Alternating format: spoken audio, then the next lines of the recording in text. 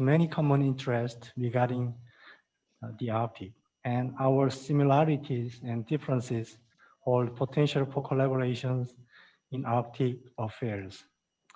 For the past 6 years, MPARC has served as a useful platform for sharing our view on the Arctic, as well as updating information about our respective national policies and activities. MPARC has also promoted networking among experts from China, Japan, and Korea, sometimes held parallel to the trilateral high-level dialogues on the Arctic. I believe MPARC is a valuable community for experts that could further be developed. Today, the seminar will focus on two main issues. First session, we will focus on the changes in the Arctic governance and the role of the observer states. And the second session will focus on the cooperation agenda for future MPARC. We have had the past 6 years to become acquainted with each other and with the Arctic. And now I believe it's time for us to really think about how we can develop that relationship with more concrete commitment. It's unfortunate that we are unable to meet together in Korea for the 2020 MPARC and connect face to face. But the current situation has forces us to find alternative and creative ways of doing the things that we used to do. I'm sure we can also find better and more effective ways of enhancing MPARC and look forward to the presentation and discussion today. Thank you very much.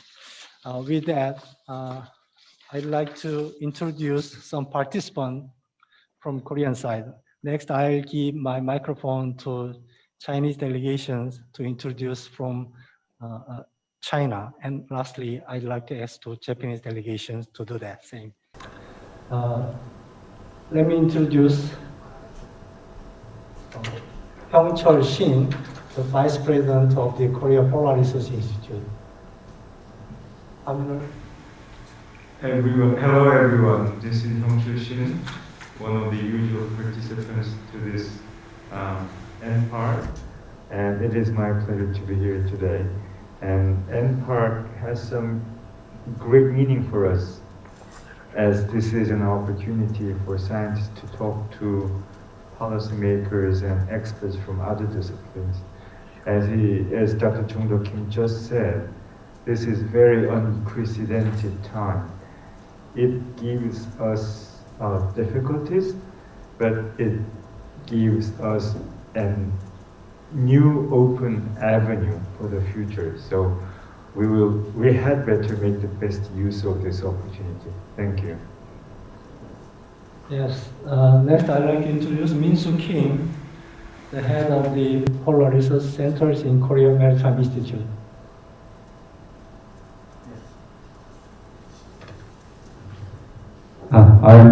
I'm very pleased to have all of you from China, Japan, and Korea here together. So I believe this will serve as a good opportunity to strengthen our cooperation. Thank you. Next participant, Professor Lee Jae-hyuk.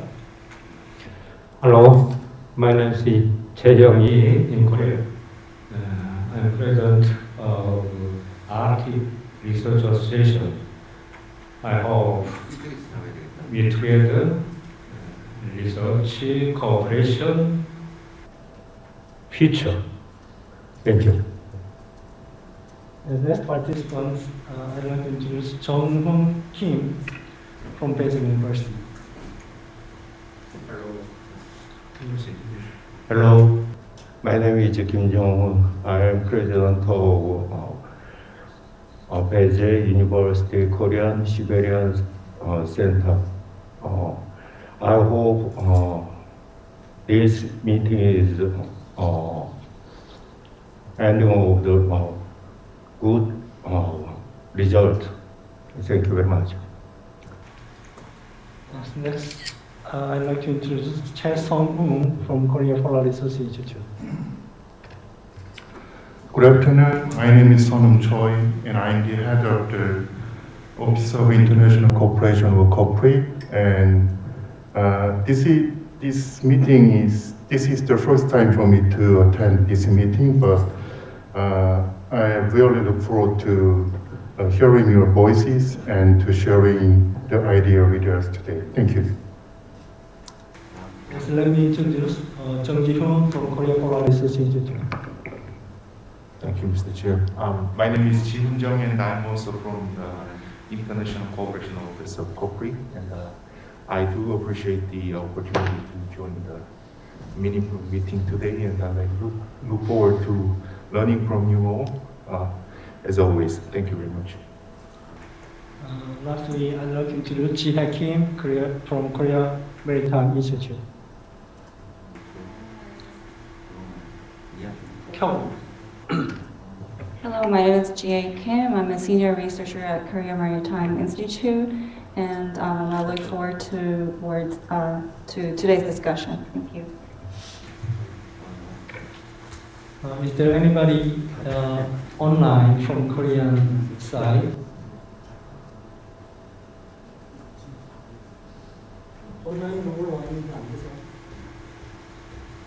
Okay. Then I'd like to pass my microphone to the Yang Jian to introduce the Chinese delegations.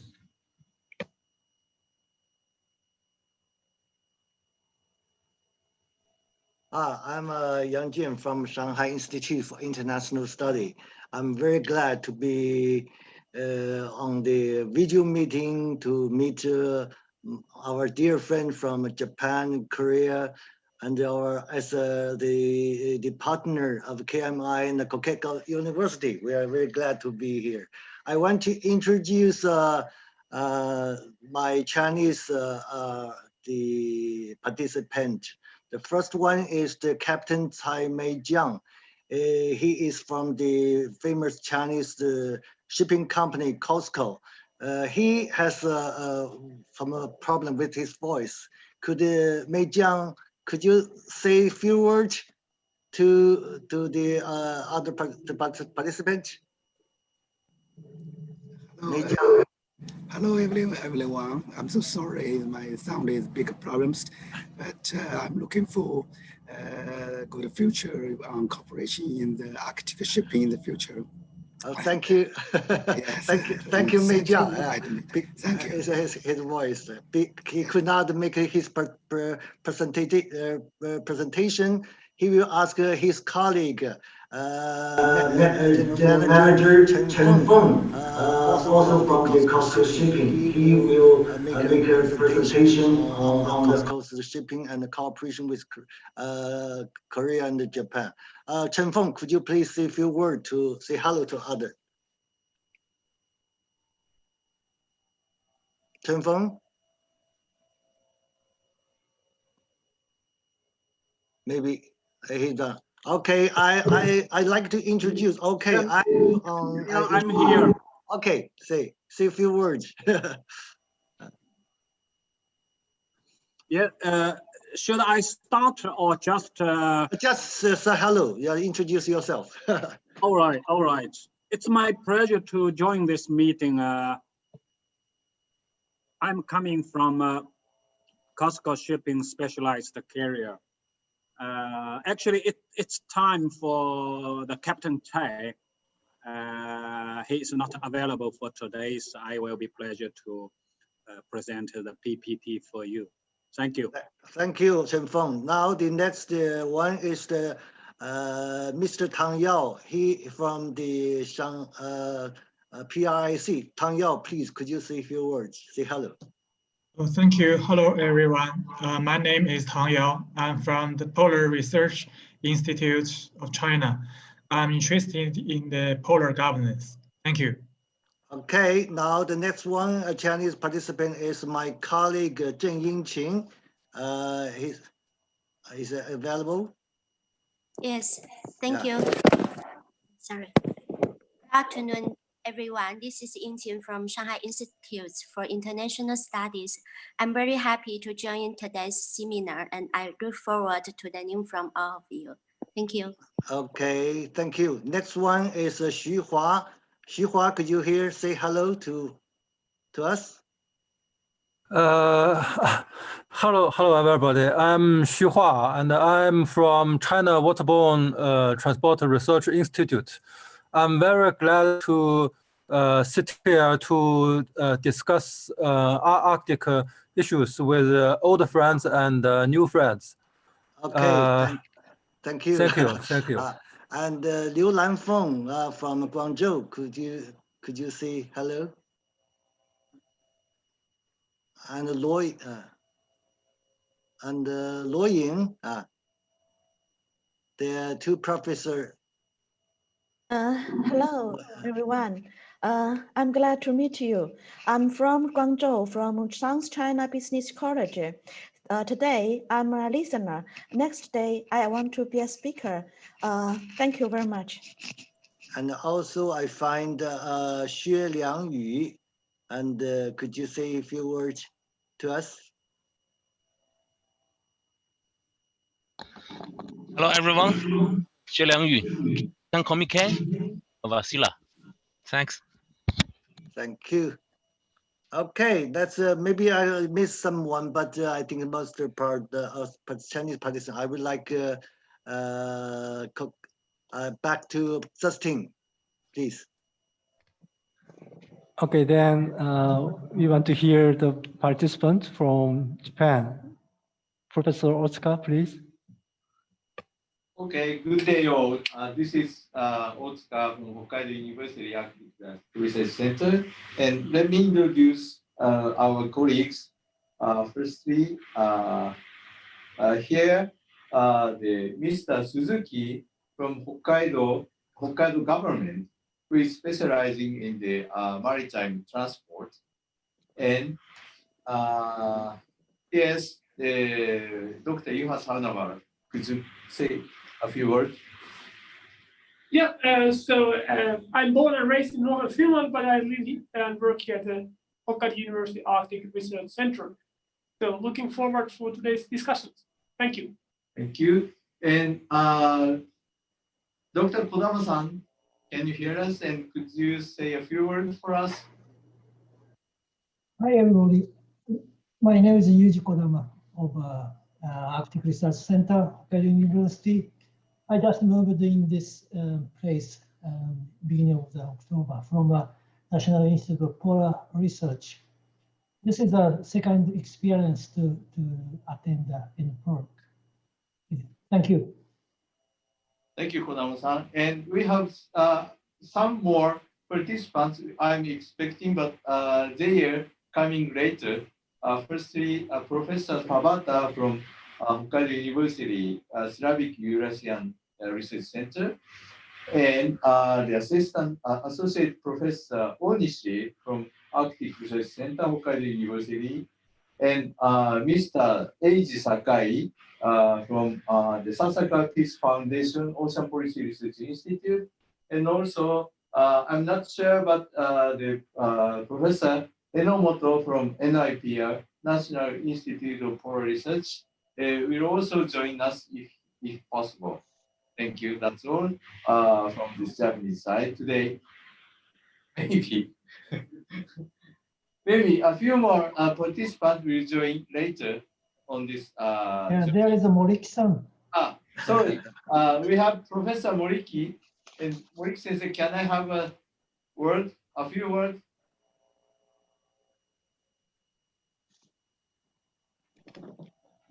Sorry, we can hear you. So, microphone, please.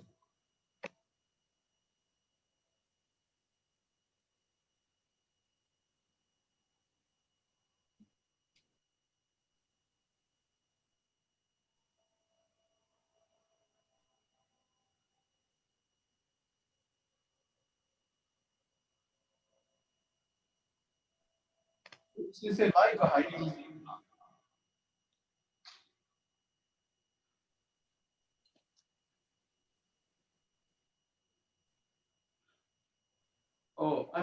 I'm afraid that there's some mic audio trouble. Okay, I see. Then, if you have some time, I'll invite Mr. Akira later. I missed two Korean participants. The Professor Che Woo-yi. Can you give some hello to us? Good afternoon. My name is Woo-ik Choi, Director of the Polar Research Center, Hankuk University of Foreign Studies. I hope here is a nice place for Arctic research. Thank you. Thank you very much. Yes. Then, before we start our sessions, I'd like to invite Ji-hae Kim to introduce the brief history of MPROG and its achievement for 6 years. Ji-hae, please.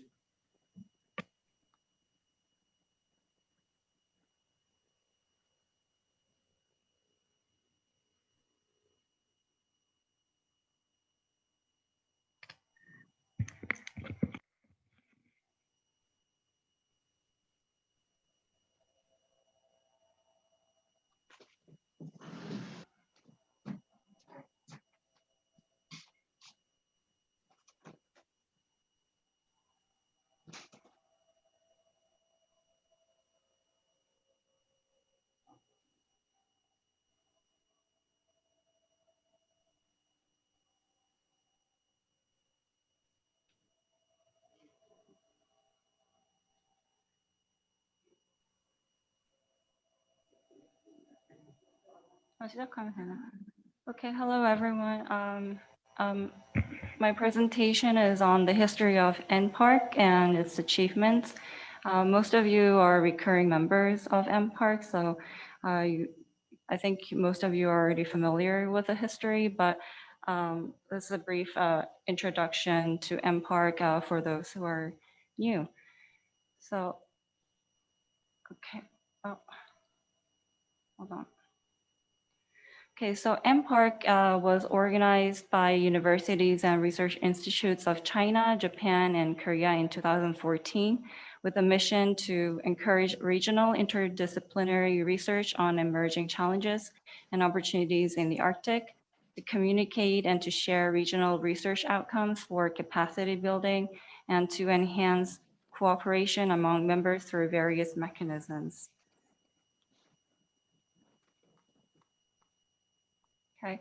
Currently, there are about 26 member institutes from Korea, China, and Japan within the MPARC community. And since 2014, we have taken turns to host the seminar. So the first one began in Jeju Island in 2014. And then in 2015, it was hosted in Shanghai, and then in Japan in 2017. And then now we're again back in Busan. And in 2018 and 2019, what was special was that the MPARC seminar was held in connection with the trilateral high-level dialogue among the three nations. So that's development for MPARC. But I think we need to, at this point, we need to think about what kind of epistemic community we want to be. So far, I think we've pretty much been a community where we shared information about each other's Arctic policies, Arctic programs and activities. But I think with today's seminar, we can also think about how we can develop our community to become more of a knowledge-producing epistemic community. So with that, I will conclude my presentation, and then I look forward to today's discussions. Thank you.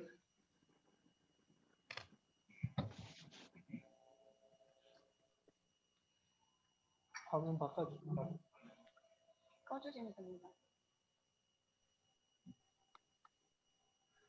Thank you, Jihe. So she introduced our brief history for the first participant of this meeting.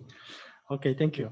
And then I move to our special session to discuss two main subjects.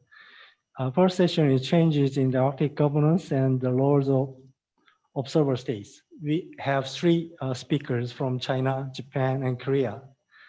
First speakers, I'd like to invite Yang Jian to present East Asia and the Arctic affairs. Please. Thank you, dear Vice President Justin Jung De King and dear friend from Korea and Japan. I'm very glad to be here. And also I want to give thanks to Chi Hai King. She just gave a very brief history about how where we are from, where we are, where we're heading for. So now I want to make a presentation on the East Asia country and the Arctic affairs. I prepare a slide. Wait, I want to share with you. Could you?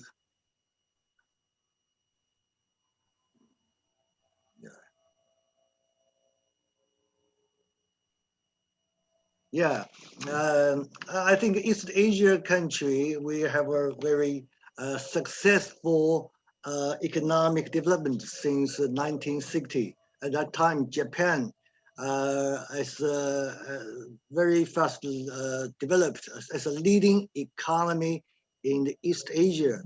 And in the following decade, the small Asia dragon like South Korea, Singapore, and Chinese Taiwan and Hong Kong soon followed the suit. So that illuminate China's past, opening up and development. So after 4 decades economic reform, China now be part of the world market and facilitate overall domestic, social, and economic change, making whole the East Asian as an important engine of the world economic development. So Japan, Korea, Taiwan, Chinese Taiwan, and Singapore, Hong Kong, and now mainland China become the part of the world leading economy, very important engine. So as for the China, Korea, and Japan's cooperation in Arctic affairs, China attached great importance to strengthen Arctic economic cooperation with our neighbor, Japan and South Korea. Our cooperation with Japan and South Korea, I think I can reflect the important part of the North Pacific Lands in Arctic. This phrase that North Pacific Lands is forged and created by the Professor Oran Young. He just a few months ago, we have the North Pacific Arctic Conference held by East-West Center and the KMI. I think all our 3 countries are important economy in the world with similar views and interest concern on economic elements of the Arctic. As for the how to use the development and the utilization of LNG, Japan, South Korea, China, we are all important LNG markets. And also we are the manufacturer of LNG production equipment and also we are investor. So, and also China, Japan, Korea are the partner of construction of port infrastructure in northern Russia. So as for the Arctic governance, I think just I mentioned that China, East Asia country is we have a large population. So that means we are the big market. We are and also because we have accumulated wealth and also the increased purchasing the purchasing power. So we are the market of some product of our country. And also as for their prospective exploration and exploitation of Arctic resource. So such as oil, natural gas, mineral, and marine product. And also we are the potential user of the Northern Sea route. Our capacity in shipbuilding and the smart port equipment, so in future we may contribute to the construction of deep water ports.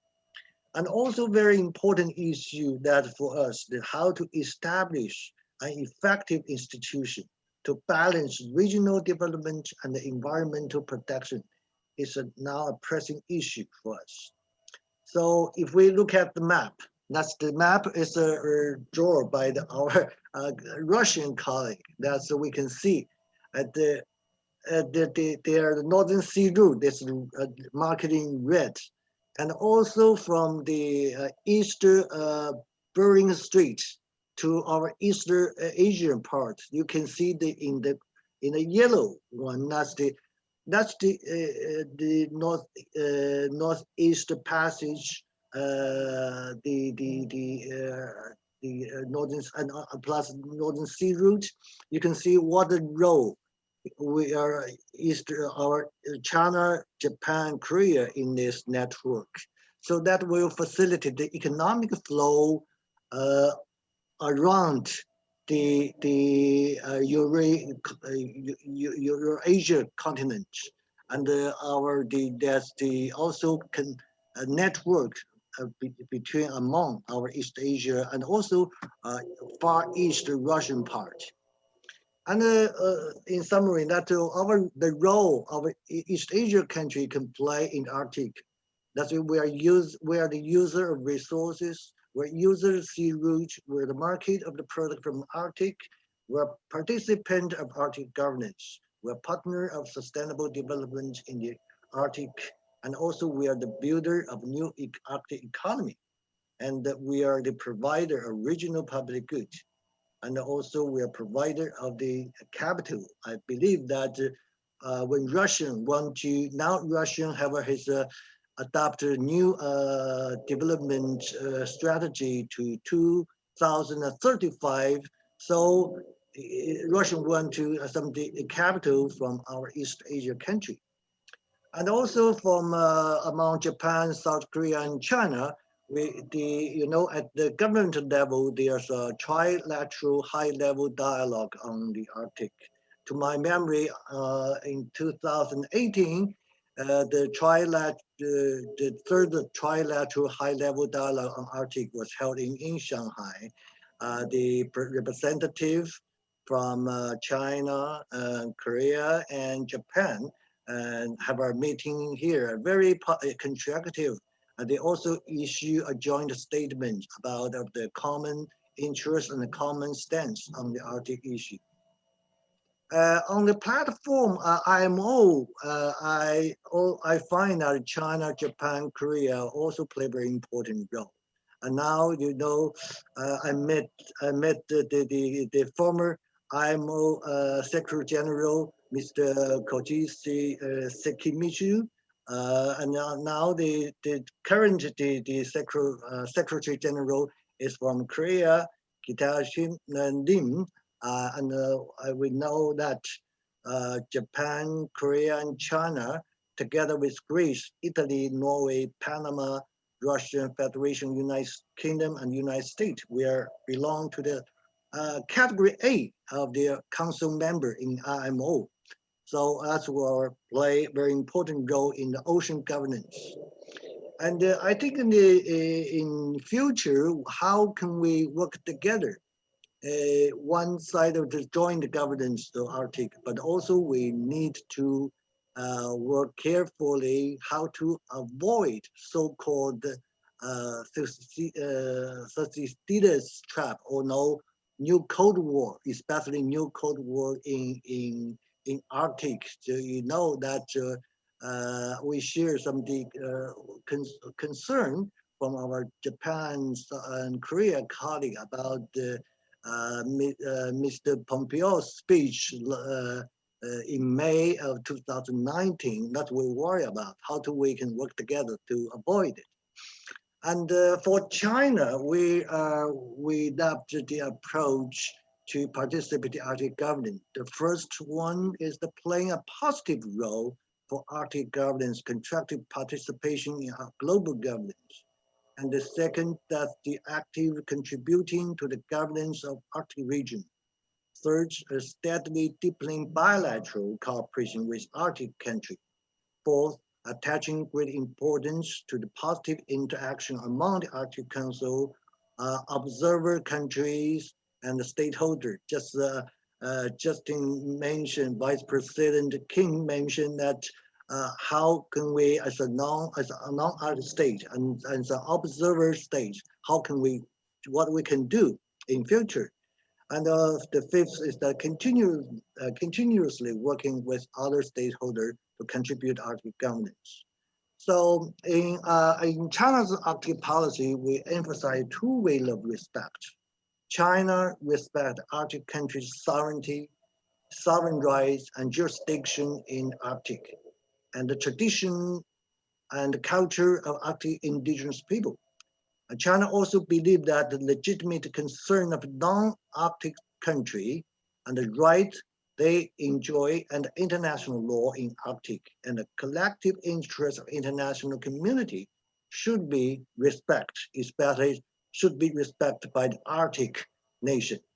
China also assumes that global responsibility of keeping peace and maintaining environment-friendly, sustainable development in the Arctic region. So in I want to ending with this paragraph. Our Korea friend and the Japan friend noted that Sino-Russian cooperation has made great progress in Russia's Arctic region. While China and Russia strengthen their Arctic bilateral cooperation, I think China should actively explore opportunity for cooperation with United States, Canada, Norway, and other members of Arctic Council, and also communicate well with our Asian neighbor is the Japan, the South Korea. So thank you very much, because I have 10 minutes. I hope I've not used. Thank you.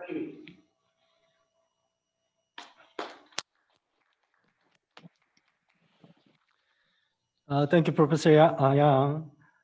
He explained the similarity of three countries to the Arctic, and also the recently developed international geopolitics as well. I agree his opinions.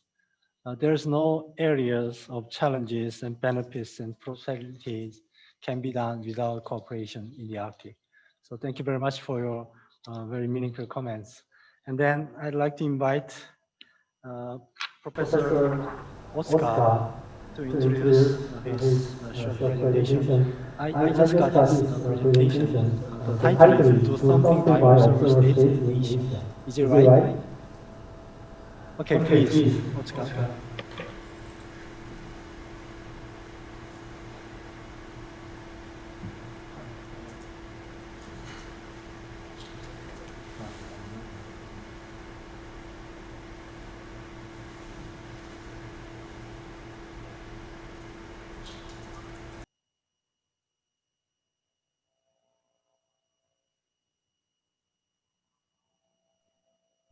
Okay.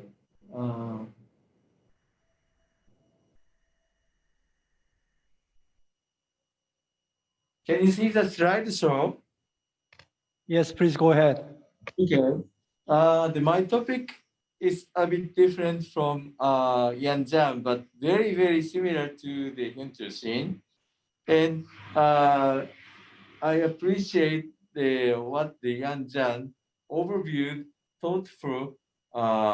thoughtfully about the three nations or the Arctic issues. And I was totally agree with his review. And my talk today is somehow what should I going to do as a being observer state in Asia? And since up to now, the observer states used to be forwards, and our activities being observers are following the member state of the Arctic council members, and now to date the KMI has achieved some action in Arctic Council's working group projects, and their achievement is really respective. And by the way, my question is, why not do something aiming at the Asian Pacific communities issues regarding the Arctic? And the NPAC, this would be an ideal body for considering Arctic issues by Asian Pacific communities perspective. And so, and my idea is very related to the Hyun-Chul Shin's presentations after me. So I was very surprised that he thinks very thoughtfully as third parties comments. But my brief idea is we had better do visible action on Arctic issues from the Asian Pacific viewpoint. But by not difficult manner could be a better way to take the first step for us being NPARK community.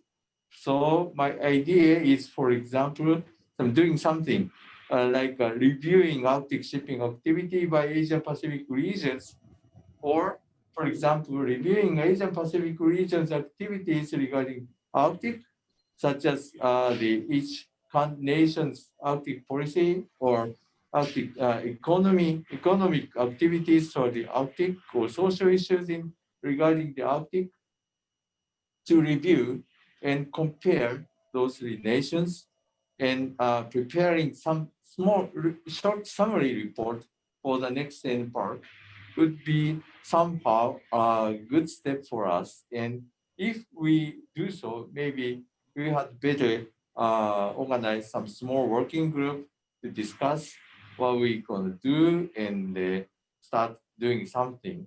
And this is my idea for today. And my presentation is rather short, but maybe we can have more discussing time. Thank you very much. Thank you very much, Otsuka. Thank you for your recognition of the value of the NPAR and also some suggestion for the future NPAR. So your comments on some reviewing process and writing summaries for next phase, that's very fantastic ideas. I hope we can talk about more in our discussion time. Thank you very much. And our last speakers in this session, I'd like to invite Hyun-Chul Shin, the Vice President of the Korea Polar Research Institute, to introduce his prepared presentation. Please.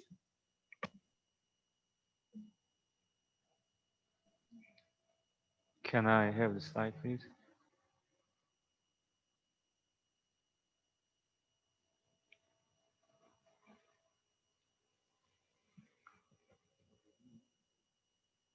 아니, 전혀 안 먹었습니다. Okay, good afternoon, everyone. As it just introduced, I am Hyun-Chul Shin from Korea Polar Research Institute. Now, I'm happy in 2 points. First, Professor Yang started a big talk, and then Professor Otsuka made some proposal. Then I'm going to make something more specific observation. So we are narrowing down, also we are getting down to the earth. And I also find some commonality between my proposition and Natsuhiko's proposal. I am trying to stay away from NPAR deliberately so that I name my presentation third-person view. And the subtitle is Connecting the Dots to Paint a Picture. Now, 시간이 좀 걸리네요. Okay, there you go. A drawing begins, a drawing is basically made up of line, either curved or straight. And lines begin from dots. If not connected, dots are just dots. Dots, if not connected, will never be a design. So, to produce something, you have to connect them. So, brief outline is I will try to reflect upon history and the current feature of NPARK. Of course, this is my personal version. And the issues, I will try to highlight some issues. Not everyone will agree, but please see the points. And I will provide my thought on the future of NPARK and some proposal for NPARK and then some wrap-up thought. Okay, alrighty. Now, as just introduced by Chihe, NPARK is now 6 years old. That was 2014. That is 1 year after the observer status of the 3 countries granted in Arctic Council. In English name, it's named as Research Community, not quite association or council. But as a matter of fact, it's a meeting, it's a conference. Somehow institutions and individuals from the 3 Northeast Asian countries have been mostly attending up to now. The issue I may raise, okay, I will try to list them up in 3 parts: identity and purpose, and sustainability and representation. So what does NPARK do? I said this is third person view. What does it do? Why are we here? What is our job? And second, is it possible to identify usual participants? Because when we first shown the membership, there are many different institutions and universities, but how many of them are coming to us to the table regularly, and how long will we go on like this? And who the members stand for? Is it individual experts or universities, or what is the sense of belonging or affiliation? How are we connect ourselves to our government? Now, in my thinking, we had better, or we should have a shared understanding on this identity, sustainability, and representation before we begin, if you will. Then, so I'm just trying to be honest here. So when we look back at our meetings, did we have some particular task or project, and were we planning for that? Or when we said hello or goodbye, did we have new ideas, or did we have critical information shared? And then maybe it was just that's an English slang. Was the man or maintenance friendship, talking to all friends? So what do we do next? So this is kind of food for thought for you to think over. If NPARK can assume a new phase, this is one of the options. A network that is not super tight, that can still communicate different diverse voices and views, but not having a pressure as a government mouthpiece. This is different from track 1.5. Track 1.5 is deliberately place something between track 1, which is very private, track 2, which is very governmental. When you say track 1.5, you have some mission, but not quite like that. What I'm thinking now. Okay, but maintain an objective or even third-party stance, but still developing ideas, common ideas on scientific contribution and policy shaping. And we don't try to be government affiliated, or we try to avoid it a little bit, and then we don't mean to be an integrator, action manager, at least at this stage. So what do we want to do? from the way I thought, so network or community is still the valuable target, as I think. So again, this is incomplete thought on SWOT feature of NParks.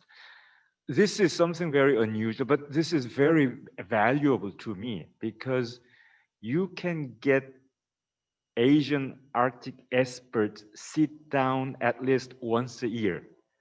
Remember, across different disciplines, science, technology, policy, and humanities, and other things. This is the big strength of NPARC, opportunities.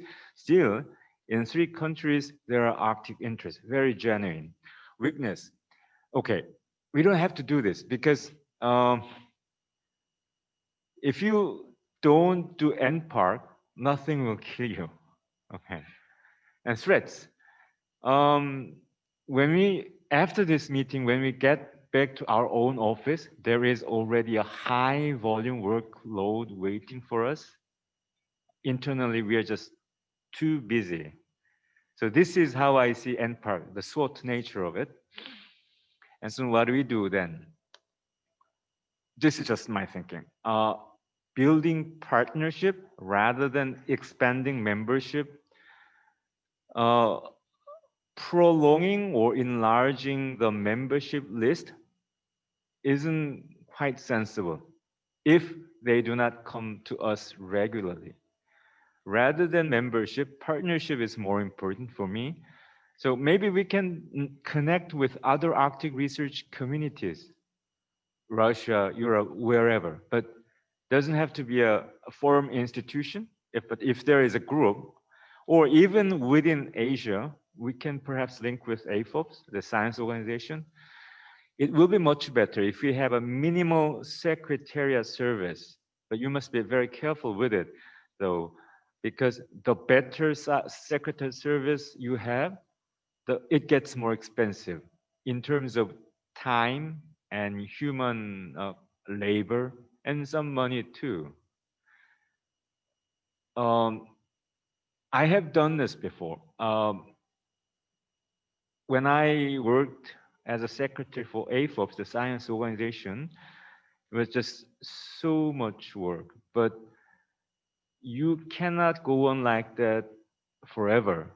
Once you lose support from the institution, official support, you will quickly lose the momentum. But whatever the way it is, if you have some small secretariat function, that's very, very helpful.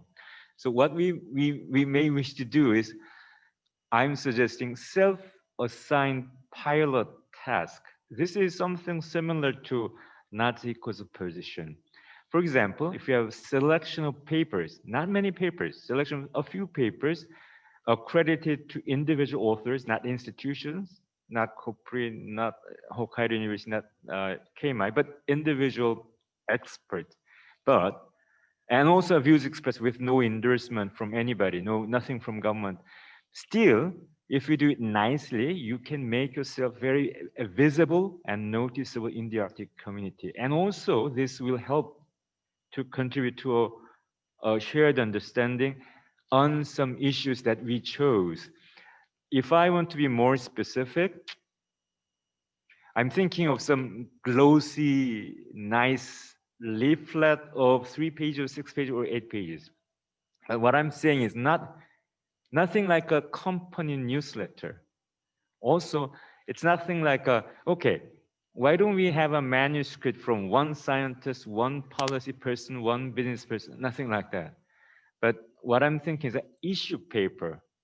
Issue paper is different from position paper, but it may be developed into a position paper later. So we choose one particular issue and we may carry 3 articles. We don't need to have party lines here. We don't have to have an agreement, but it can be a very nicely represented view of Asian experts. Practically, I have been thinking about, you don't go for an editorial board, but for each article, you have article-specific editor who is very dedicated, and he or she takes care of the quality of the language and the image. So when you put them together, you have a leaflet, but it's issued by the name of Arctic interest experts in Asia. So let's say for 3 papers, don't need to have a commonality. You don't have to agree upon anything, but it's genuine view. So you can actually get away. No, this is not government view. It's expert view. But still, you can say to the world what we are thinking, not in the name of government, but in the name of experts. It just takes time. The paper that just Professor Yang Jian mentioned. Now, I am a little bit worried about this. We have done this 3 times. Last year, it was stopped. And maybe next year, it may not be reactivated. And also, this is really what you want. The government people may want it. And it has a meaning. I have no doubt about the meaning of this, but this is what we want as a research community. And do you think people will care? Maybe not, because when we first have our joint statement, it got attention. It get attention. But as we continue to produce second and third joint statement, commentators lost interest.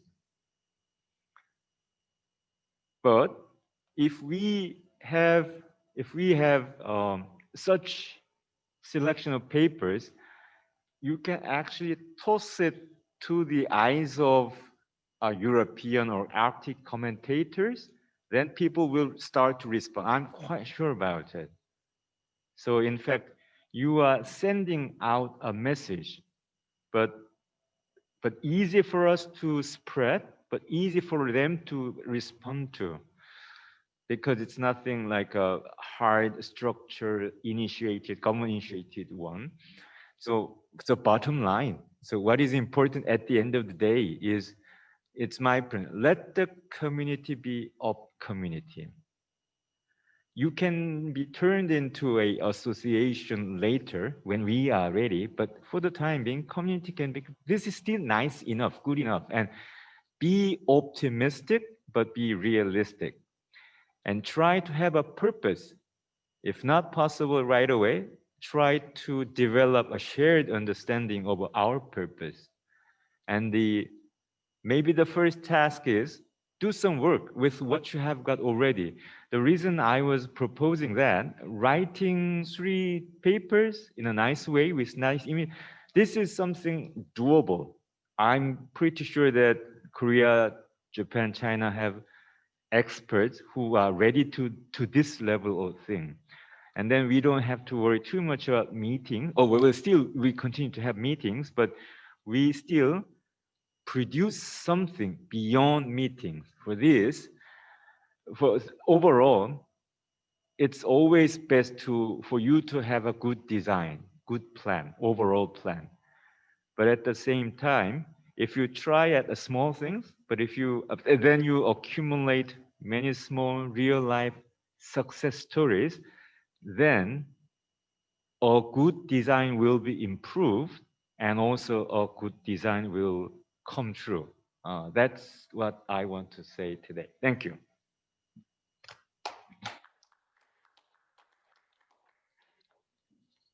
Yes, thank you very much, Dr. Shin. He tried to be very objective to the communities. So he suggested several agendas of future MPARC, including pilot task, and also paper development, and also some leaflet.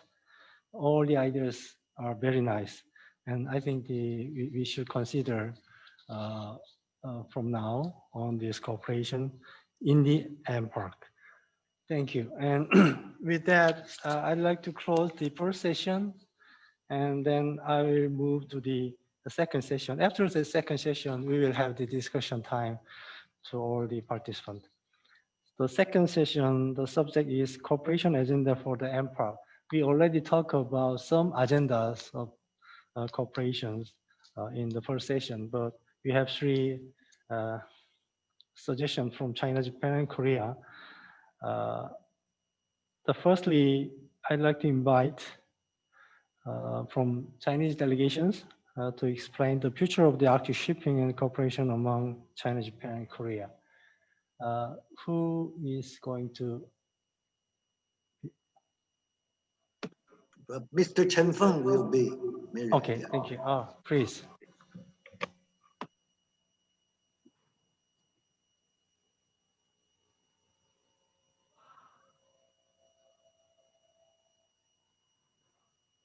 All right, good afternoon,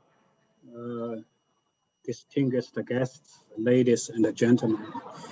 Can you see my presentation on picture on screen? Yes, we can see, yeah. All right, thank you, Mr. Yang. My presentation including 5 parts. The part 1 regarding COSCO Shipping Group and COSCO Shipping Specialized Carrier.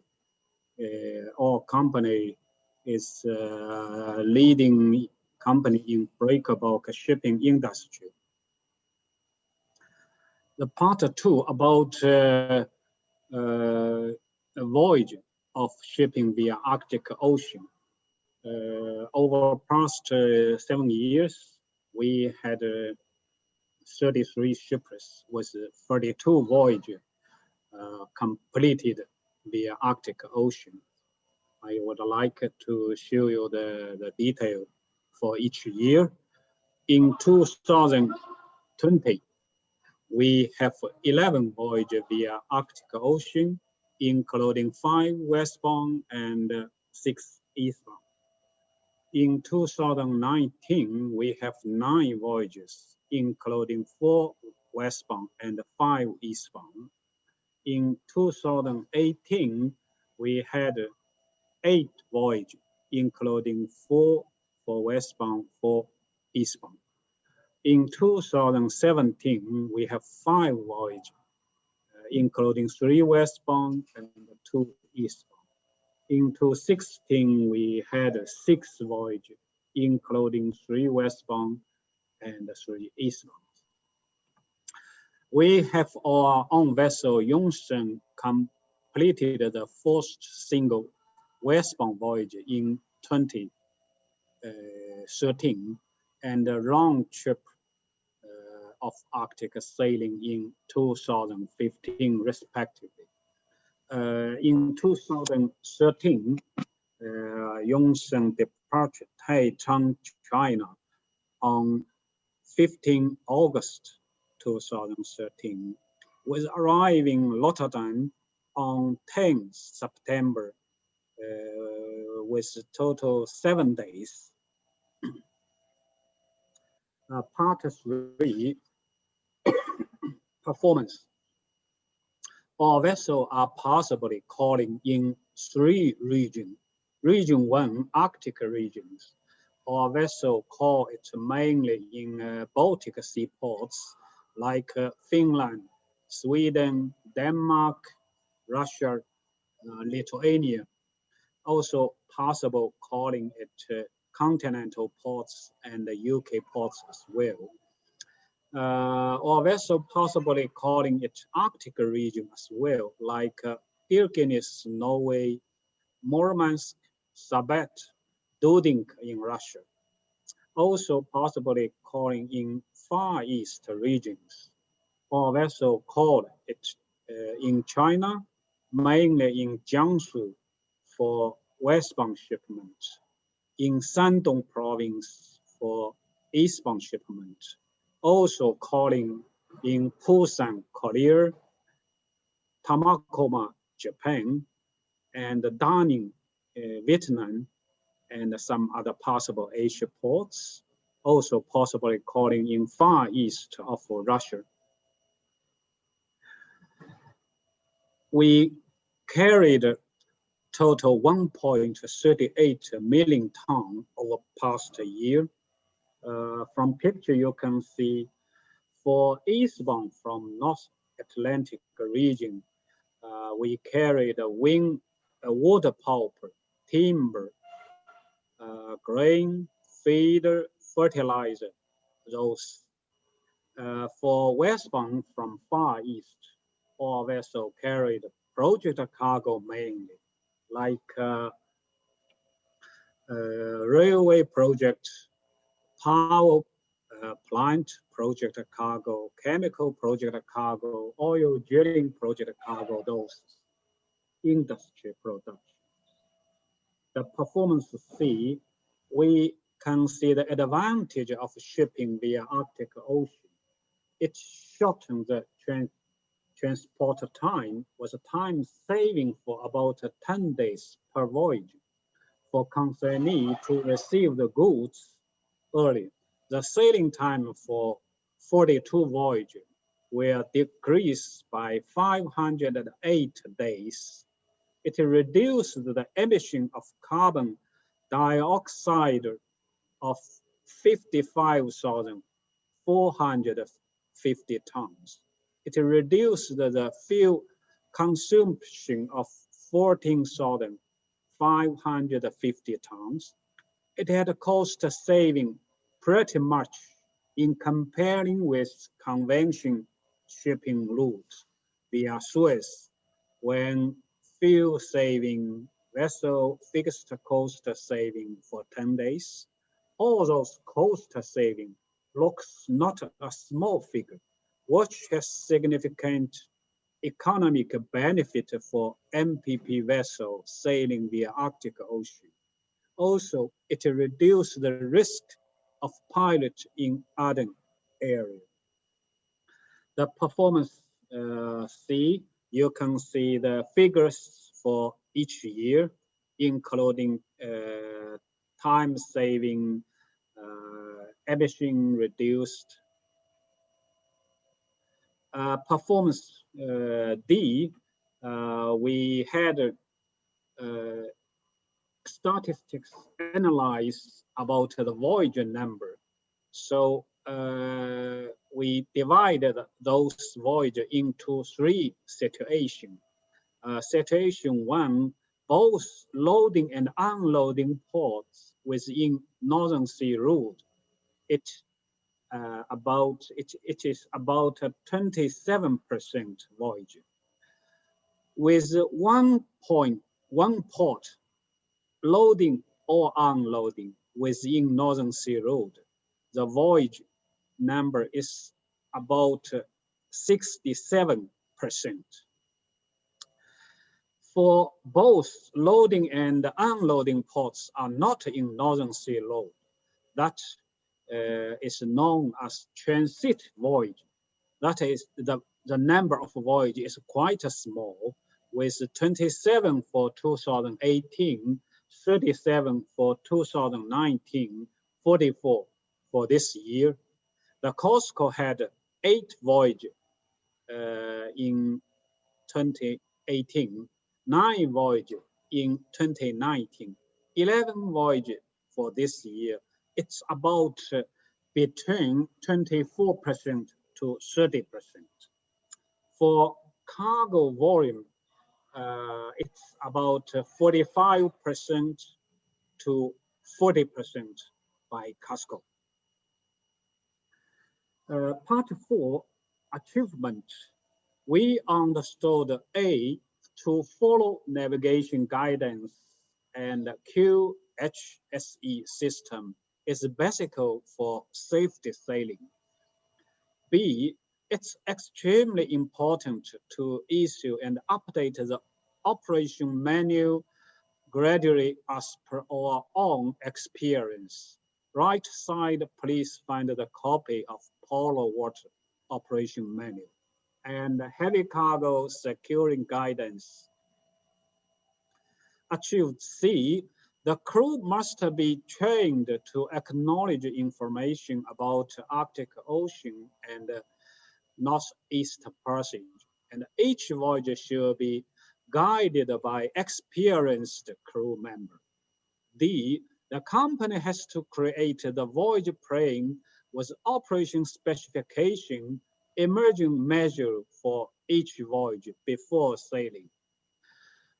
Achievement E, its basic requirement to cooperation with partners like icebreak pilot service provider, information provider of ice condition, weather actor with emerging assistance. Achievement F, we are still facing challenge for shipping via Arctic Ocean.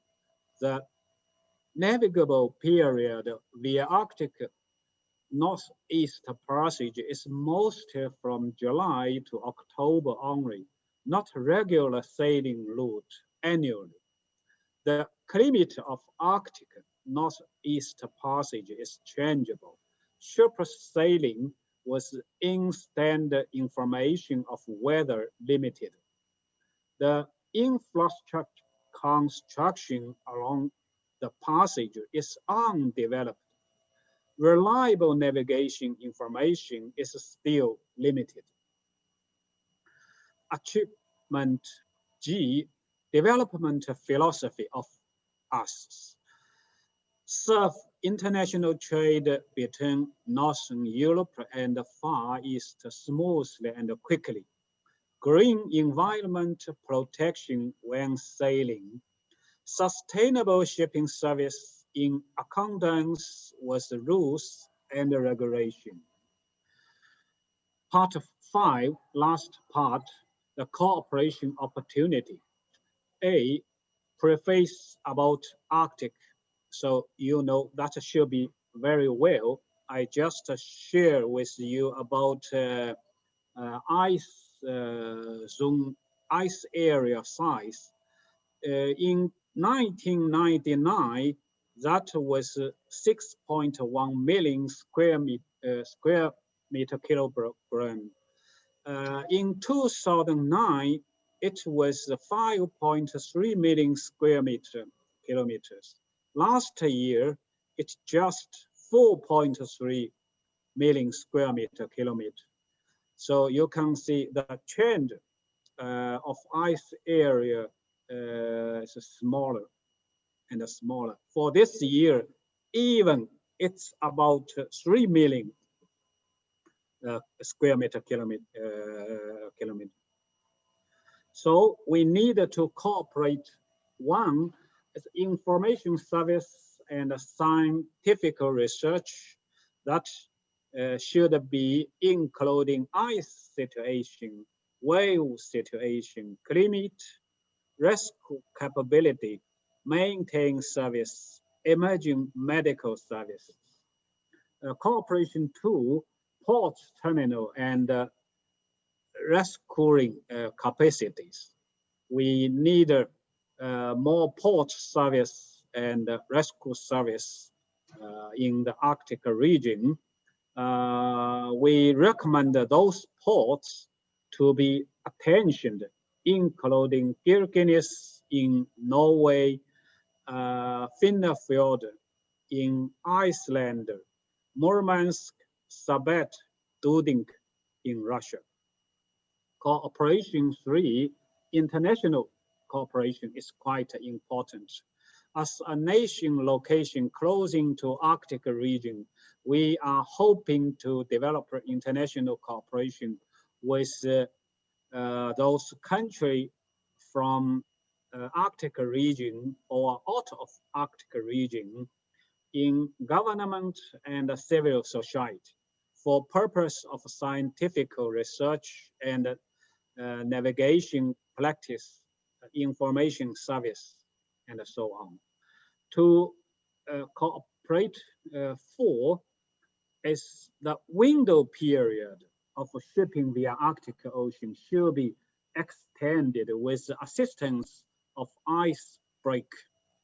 The current window period of shipping is about 2.5 months, but it should be extended to a longer duration between 4 and 5 months, even longer, with assistance of ice break to bring more benefit to clients and the shipping company as well from Europe and the Far East. So those cooperation we are interested in with all of you in the coming days. Thank you.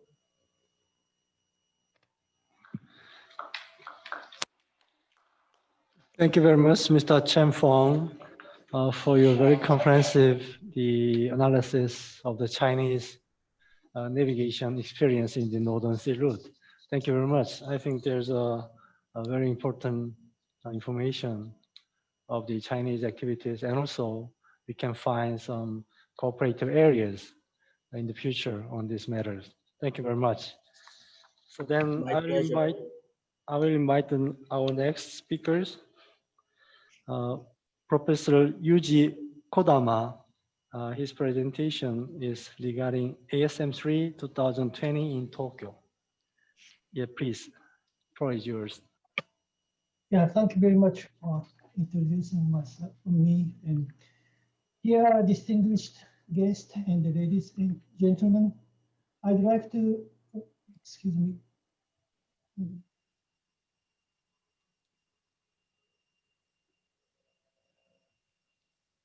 Can you see this slides? Yes. Yes, no problem, please. Okay, thank you. Okay, I'd like to introduce the third Arctic Science Ministerial, which is co-hosted by Iceland and Japan government. My name is Yuji Kodama of Arctic Research Center of Hokkaido University. Let's look back the first Arctic Science Ministerial, which was held in Washington, D.C. in the September 2016. 24 countries participated, and they produced this summary supporting Arctic science. And they discussed on 4 themes, and it was the first one, so that the meeting worked for getting to know each other, what each country is doing for Arctic science project. And this is just arranged by the Obama government. And this meeting was quite different from the structure of Arctic Council, and all states which have been doing scientific research in the Arctic were equally participated. And in this meeting created the process of value tree analysis, which connects the social benefit area to observation elements. And the second one was held in Berlin in October 2018. 25 countries participated, and they made summaries on this book.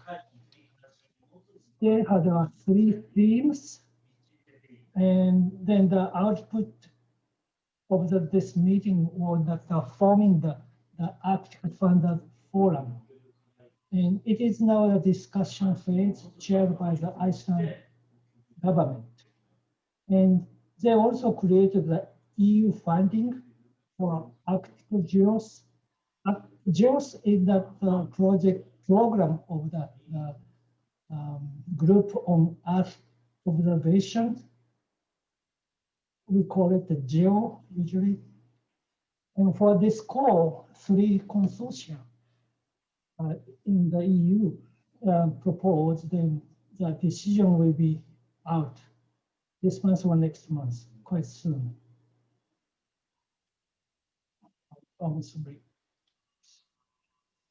Okay, now I just talk on the ASM3. This event is just focused on science and research in relation to Arctic. And we are going to discuss the international scientific collaborations.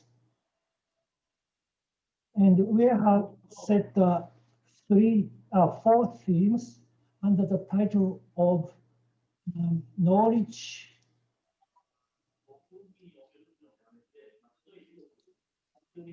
for sustainable Arctic, And theme 1 is observe, second, understand, third, respond, fourth, strengthen.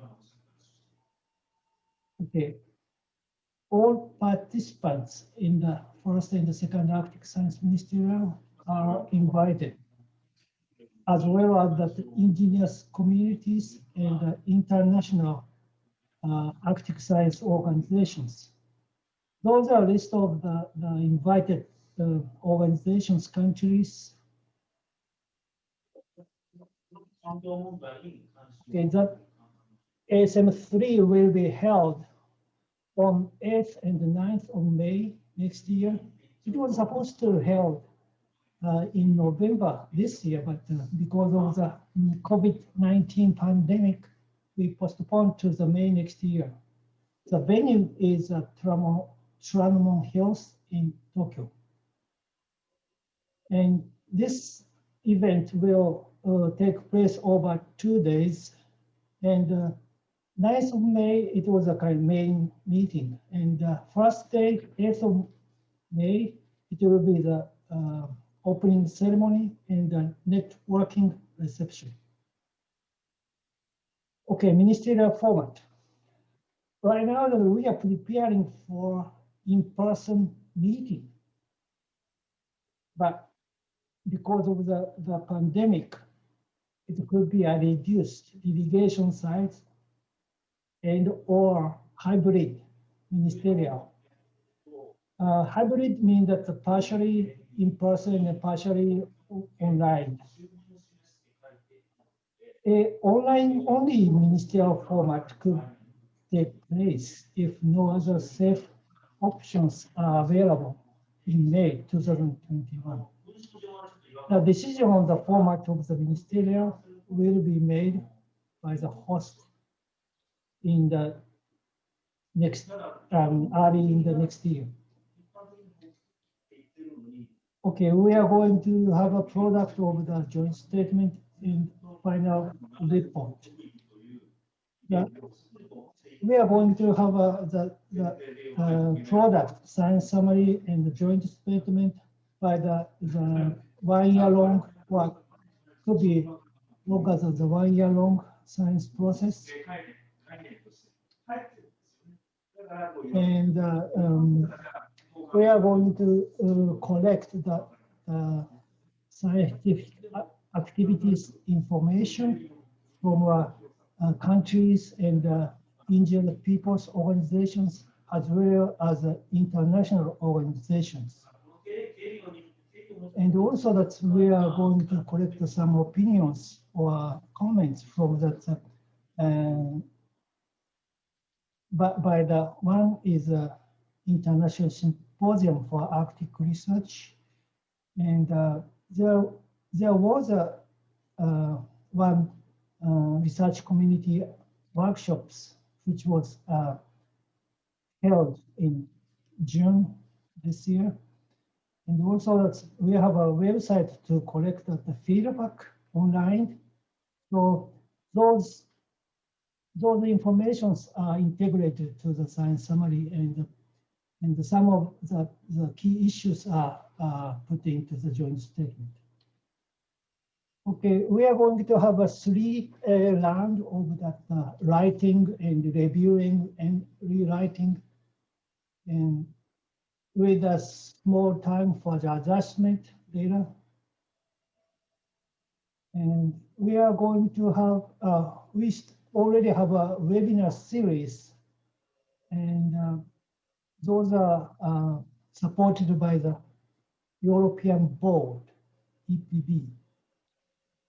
And this is a list of the series of the webinars. We have done already the top 3. And next one will be that on theme 1 on 20th of January. So, and then next one will be the theme 2 in February, and theme 3 in March, theme 4 in April. And also we are going to have a closing webinar in June after the ministerial meeting. Okay, thank you very much. I just quickly overview the ASM3.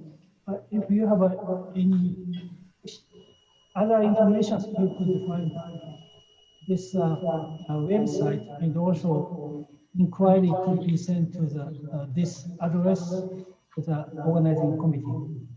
Thank you very much. Yes, thank you very much, Professor Yuji Kodama. I think this Arctic Science Ministerial is obviously one of the highest level of discussion venue on the Arctic science. I think your planning for these very important events can be done as prepared in next year. And thank you very much for your information on the webinar schedule, and that might be very useful to us as well. Thank you very much. Our last speakers, I'd like to invite Min-Soo Kim from Korea. He will explain a little bit on the CAO Fisheries Agreement as a cooperative platform and the role of China, Japan, and Korea. Please.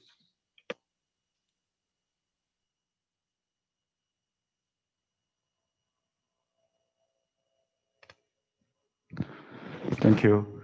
My name is Min-Soo Kim. I'm Director of Northern and Polar Regions Research Divisions. Thank you for taking your time today. My presentation is on the cooperation of 3 countries through implementation of CALPA.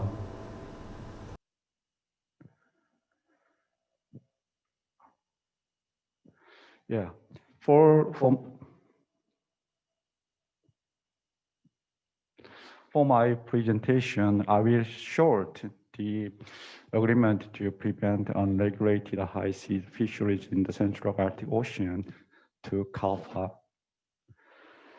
The long journey to conclude CALPA started in 2010 with just 5 Arctic coastal states. But later, the participants have expanded to non-Arctic entities, including China, Japan, Korea, Iceland, and EU. And finally, the parties have signed the CALPA in 2017. More importantly, the China, Japan, and Korea have contributed to CALPA by hosting roundtable on Central Arctic Oceans for 3 times for 2 years.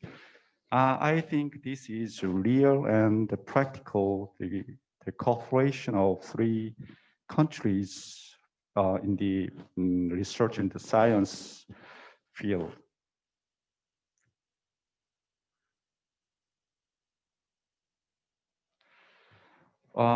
In this slide, I will give you 4 implications and meaning of CALPA. First, CALPA represents a balance of interests among various stakeholders. Second, CALPA agreement aims to predict and prepare against the instabilities and conflicts that could arise from climate change. And it seeks to protect and manage fisheries resources in the Central Arctic Ocean through the adoption of precautionary principle. Third, the CALPA proposes ways to sustainably management and develop Arctic fisheries by adapting the interim conservation and management measures concerning fisheries and the joint program of scientific research and monitoring. Last but not the least, Korea, China, and Japan have actively participated in the negotiations for an agreement.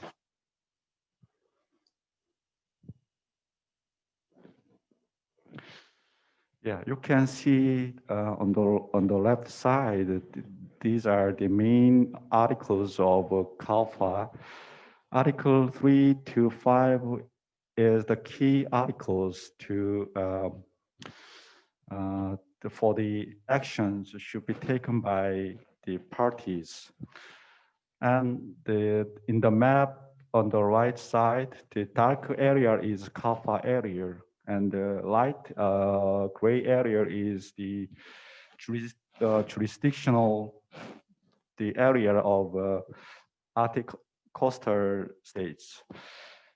As you know, according to the UN Convention on the Law of the Sea, all states can claim and exercise the right to freedom of navigation and fisheries in the high seas. So in the Central Arctic Ocean, China, Japan, and Korea also can enjoy the same right as Arctic coastal states.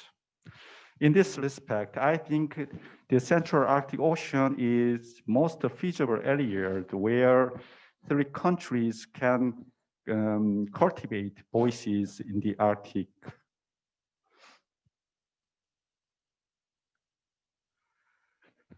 When it comes to the implementation of CALFA, CALFA stipulates the implementing action should be taken by the contracting parties within 2 years and 3 years after entry into force, including the establishing RFMO. So based on this implementation, I would emphasize the 3 points for the purpose of securing influence in the process of implementing the agreement. First one is conducting joint scientific activities under CALFA. Second one is making same voices on decisions during implementation. Third one is sharing and making consensus using existing cooperative platforms among China, Japan, and Korea.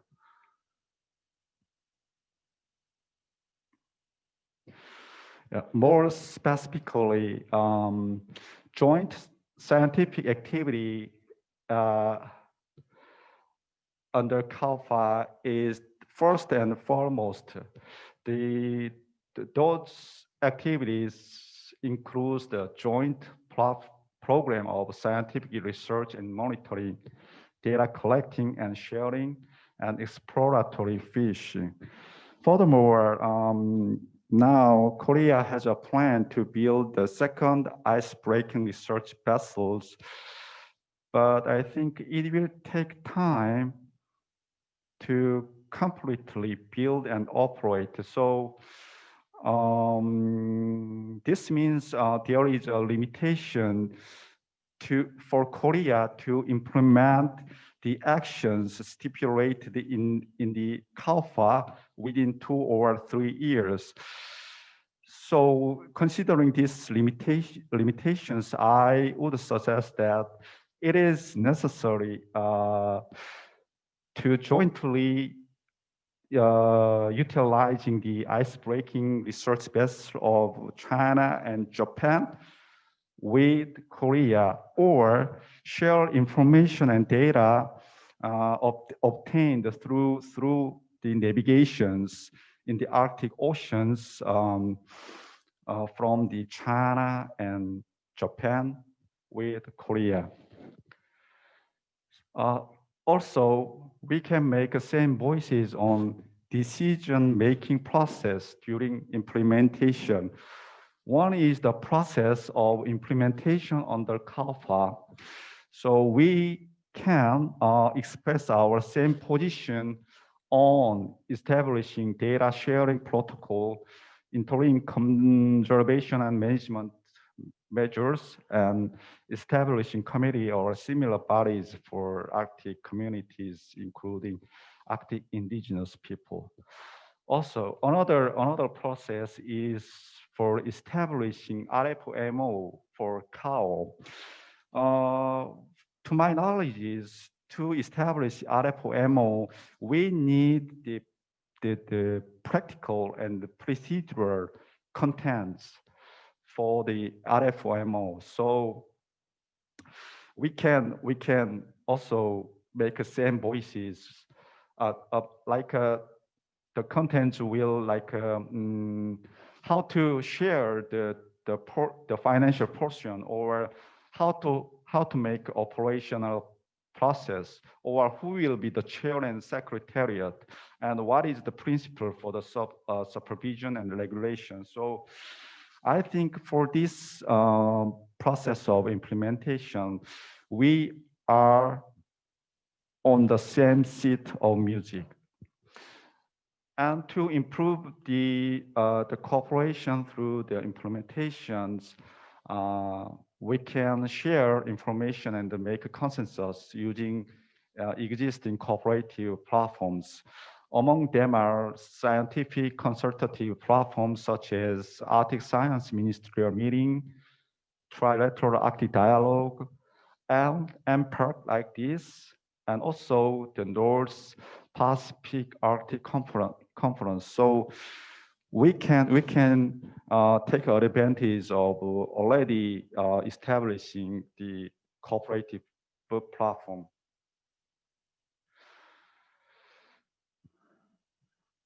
Yes, this is all that I have prepared for my presentation. Before finishing my presentations, I would say, even if we are not sure we are going, we can decide who we do go along with. That means to go along with together is first step of our cooperation. Thank you.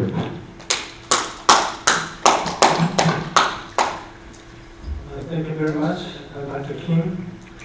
Obviously, the CAO of Fisheries Agreement is one of the most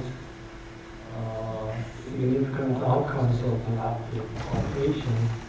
It has the first recognition of the theories accepted, and also the non-Arctic states can sign on the document as official signatory countries for the first time.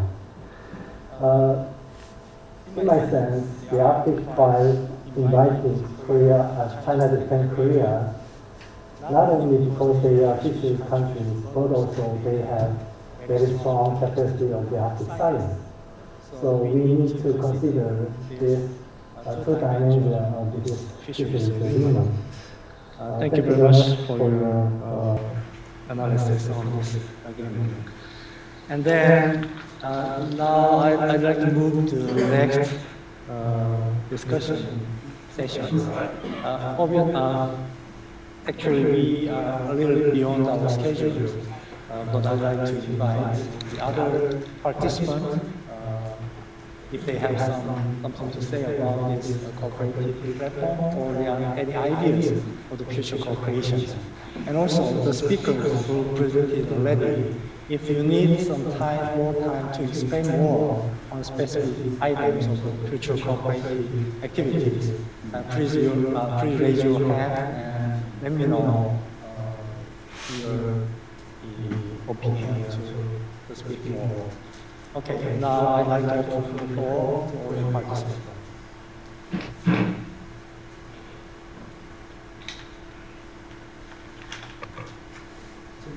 지금 들어와 있는 사람 다 있나요? 네네. 지금 카메라는 앞에서 보니까 30명. 카메라를 못 켜달라고. If possible, can you on the videos we want to identify who is in our meeting now? So this is very useful to identify who are in this session.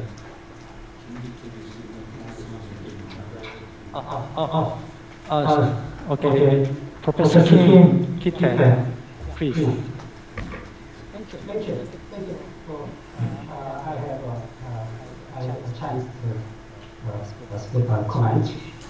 I am Kim Kitten, working in the Institute of Archaeology at Yonsei University. Especially, I am researching Arctic shipping area. A presenter tells us information changing makes information change makes knowledge. But I think information can be created by data. When I research about Arctic shipping, I need more and detailed data. But shipping area in shipping, I mean shipping Arctic shipping data is based on the business area. As you know, a business area is private companies' interest, especially cost, shipping data, and cargo. I need, for example, I need a cross-cruise shipping cost and cargo.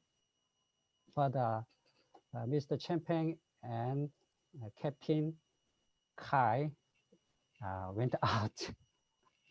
So it is difficult for us to research Arctic shipping because of lacking in shipping data. And I think I mean NS Park I will be a base for sharing the data for with the Chinese and Japanese researcher. Thank you. I want to keep in contact with the Chinese and Japanese research on Arctic shipping area. However, I'm sorry that I must go out for other meeting. Thank you again. I have a chance to speak. Thank you. This is all. Thank you, Professor Kim. You raised the needs and importance of the data sharing or information sharing in the Arctic. Actually, this is suggested by the Professor Otsuka in his presentations. So I think there's some opportunities to communicate each others on these matters. Please go ahead and make some very nice collaborative activities during this MPARC. So any other comments or the advice?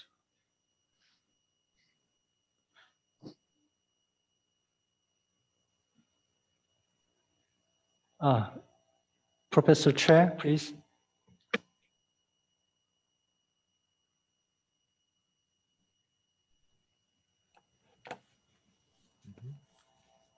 Can you speak me? Yes, please go ahead. My name is Uik Choi, Director of the Polar Research Center, Hankuk University of Foreign Studies. Thank you for the valuable and informative presentations of scholars from Korea, China, and Japan. I majored in Russian sociology, and I mainly focus on Russian population, migration, quality of life, and the social class issues. In general, a lot of research has been done in the fields of science, technology, and industry for Arctic research. In reality, I admit that these studies are necessary and important. But what I want to say right now is that there is a need to further strengthen humanities and social science research on the Arctic. We believe that sustainable development in the Arctic is important. Throughout the development of the Arctic, we need to find a way for nature and humans to coexist. After all, this is about human survival. Focusing on short-term Arctic development interests will damage the environment and eventually destroy the natural ecosystem as well as the human community.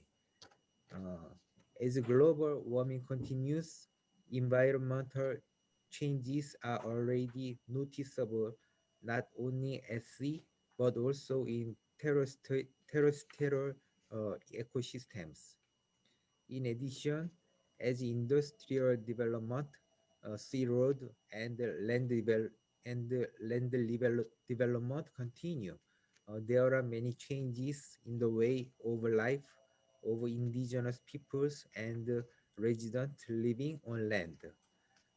In this situation, it is necessary to further strengthen the humanities and social science research on the Arctic.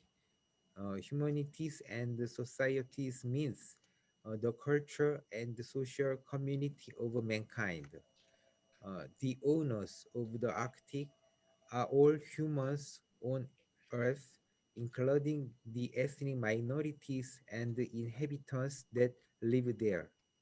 Above all, if we can do research that focuses on humans and culture, we will be able to come up with the perspectives and the measures that can save humans, nature, and all of development, not just seeing the Arctic as an object of development.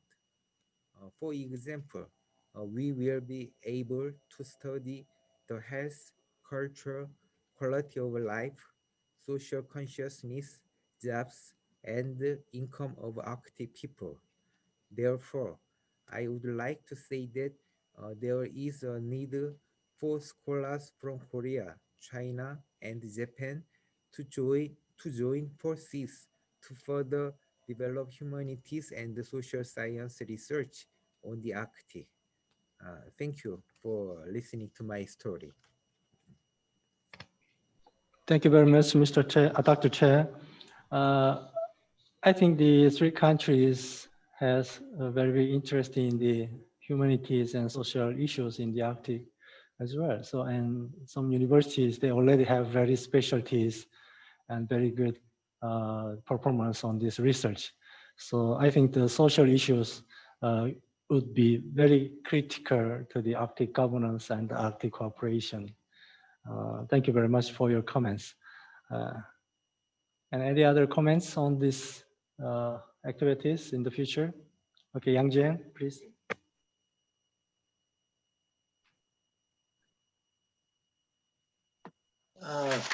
Thank you, Chair. That I enjoy this conference very much. It's a well organized. It's discuss about the science, shipping, and fishery, the cooperation, and also from about our NPark. I want to make a response because I just thinking that next year will be our turn to hold the NPark meeting. Just as the Otsuka-san make a suggestion about how can we do how can we do the co-author report, like a review, Arctic shipping, something specific. And also Professor Shin Hong Chu, he make comments about our NPark, our identity, what we stand for, sustainability, and also use the SWOT analysis. I think that I agree with the Otsuka-san and the Professor and the Shin Hong Chu, and also the Professor Yuji Kodama, and also Mr. Chen Feng and the Ming Chu discussion. I just thinking next year maybe how can we do together based on the best suggestion from our participant, what we can do next year. I really hope that next year we can held this our NPark in Shanghai on invite you, not in real meeting, come to Shanghai. And also I agree, I think that we maybe we can focus on something like Arctic shipping before 2035. And also, I want to use the Professor Kodama mentioned way. We can observe, and observation, understanding, and strengthen, and response.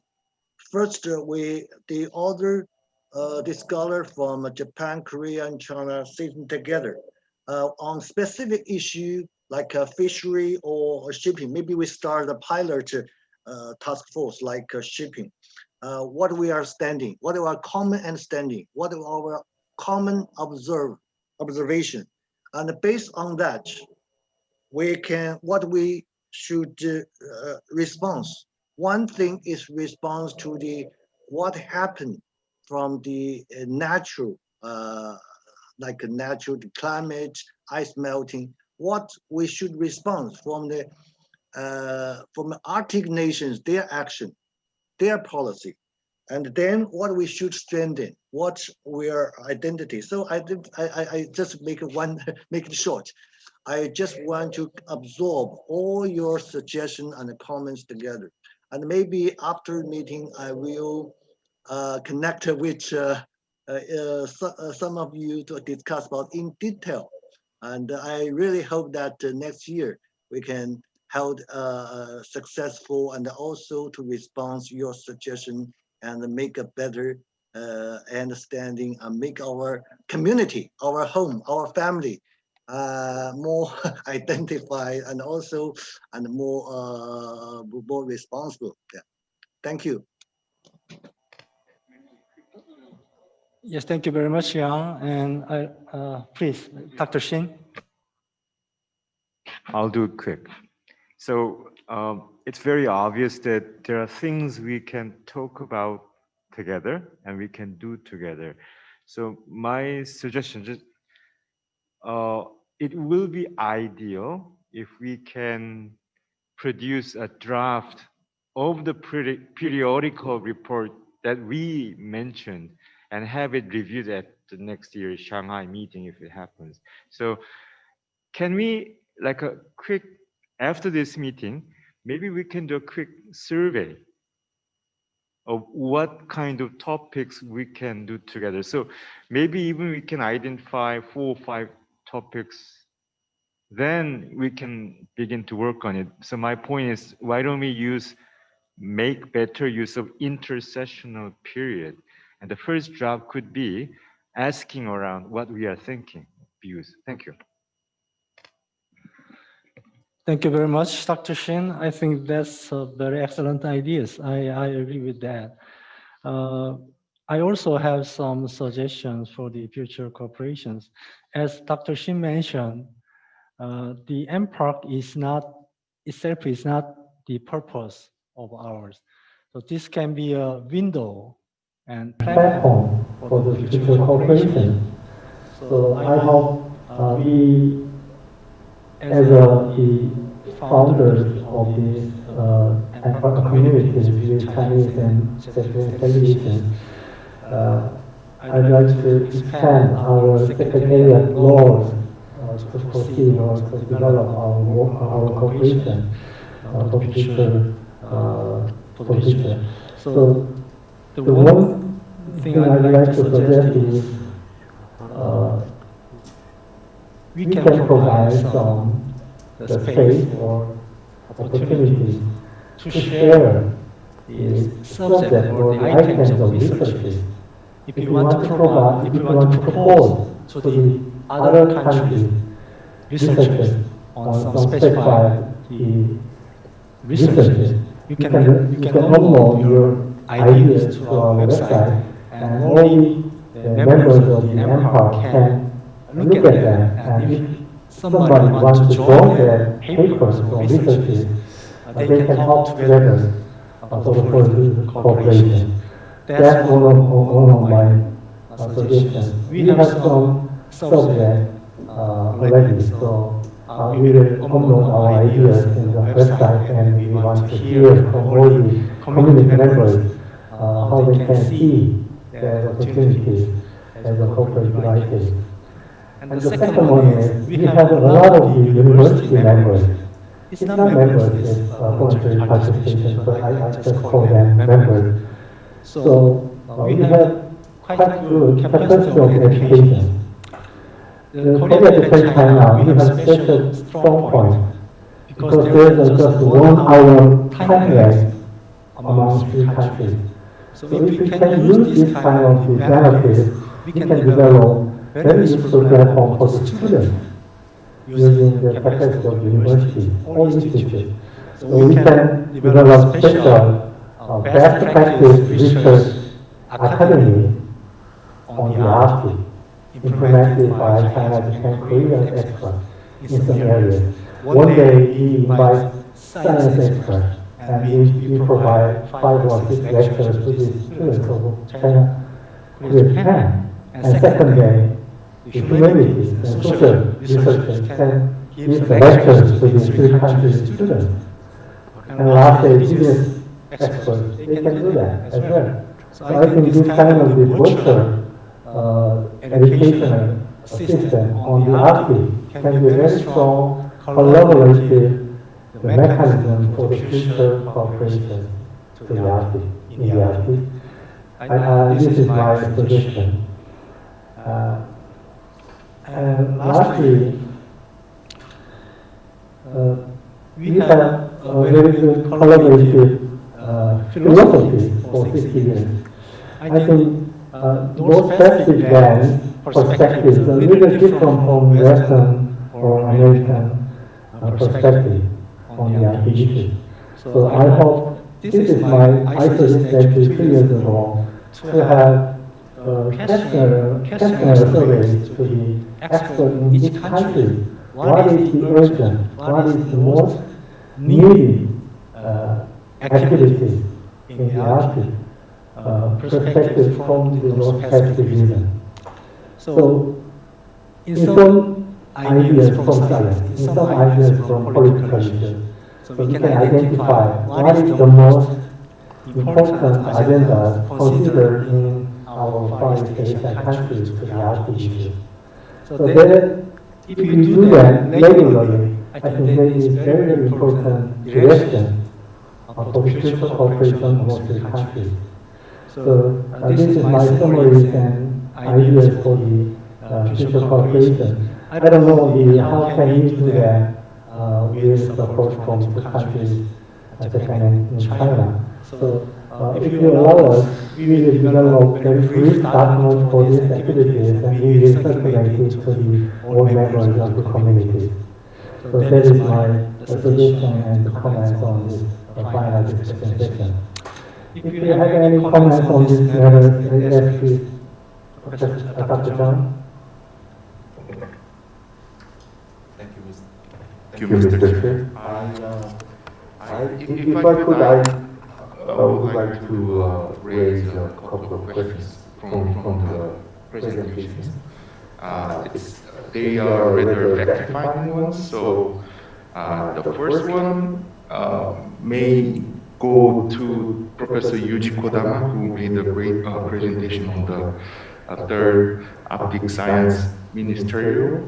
Actually, I'm the one of the responding team from Korea, who are come up with possible solutions from the Korean side. And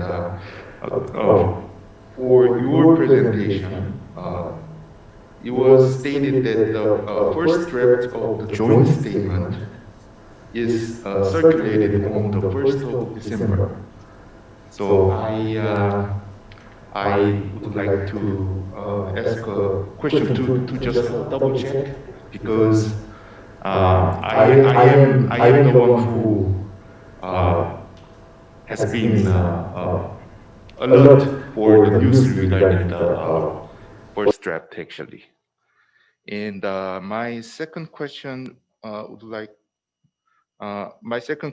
would go to Professor Yang Jian. As Dr. Kim Min-soo perfectly stated, the Central Arctic Ocean Fisheries Agreement will be a cornerstone for all of the three countries. in develop the activities in the Central Arctic Ocean. And the key point will be when the agreement itself goes in force. And my understanding is that 9 out of 10 signatories have completed their own ratification process, except China. So if you could share information regarding this, I would like to ask for a clue or a hint regarding the possible timing for China to complete its ratification process for the Central Arctic Ocean Fisheries Agreement. There are 2 questions. Thank you. Thank you, Dr. Zheng. The first question goes to the Professor Yuji Kodama regarding the Arctic seismic area, please.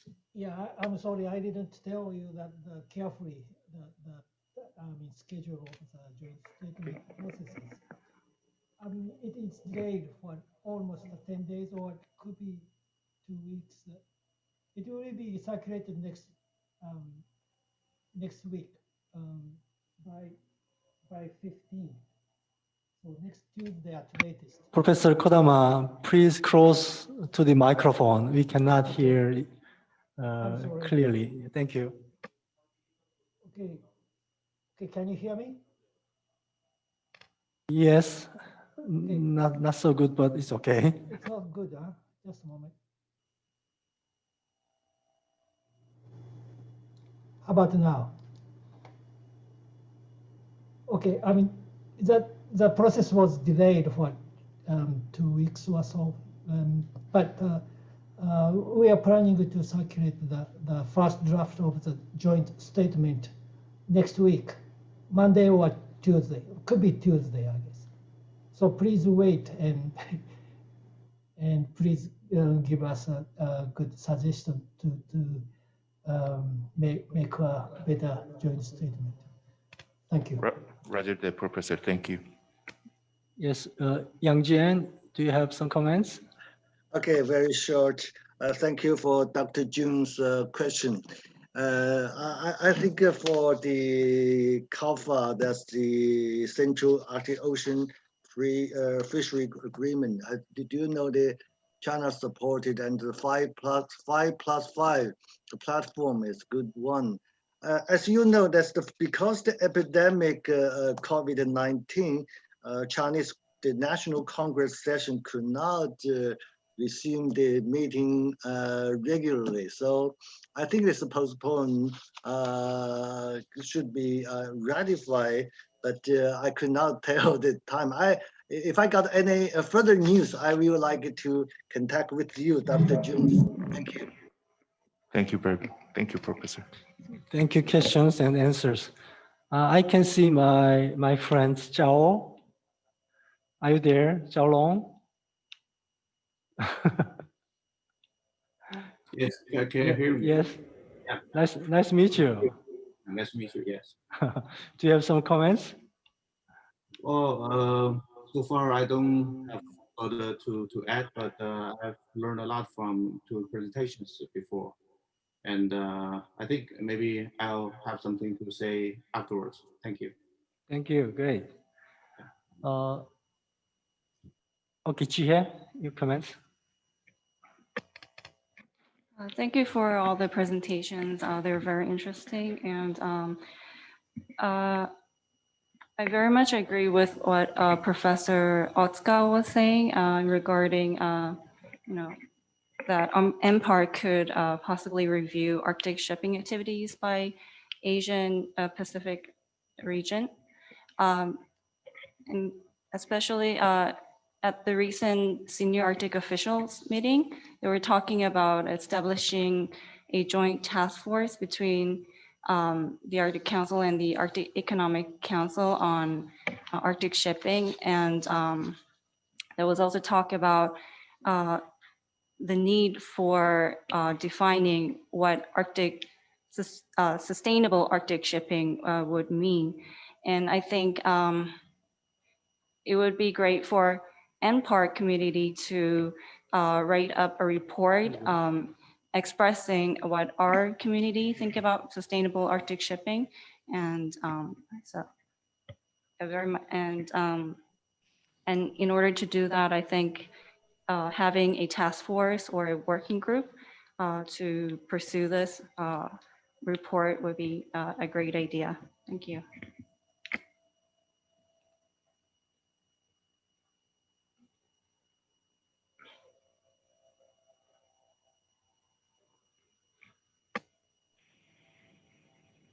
Well, Chair, may I have some comment about these issues? Yes. Okay, thank you very much. This is a great idea to share information from the East Asian nations to the Arctic Council's working group.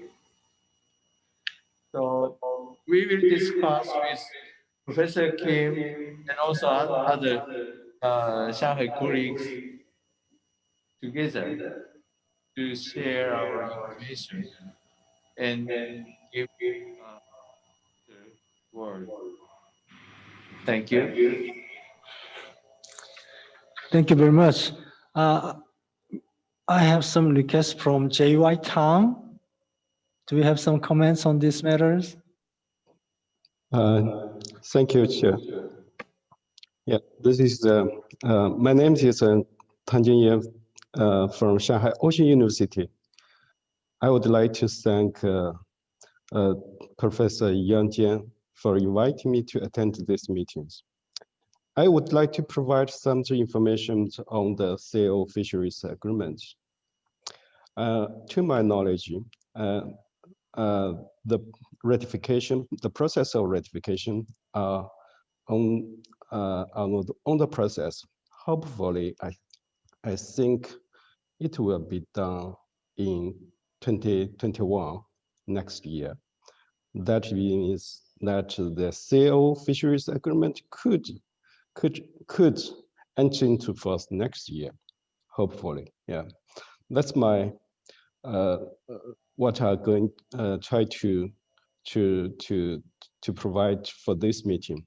Another issue is it's very interesting. I learned that what's the purpose or the vision of this MPAC. One of my idea is if we could prepare some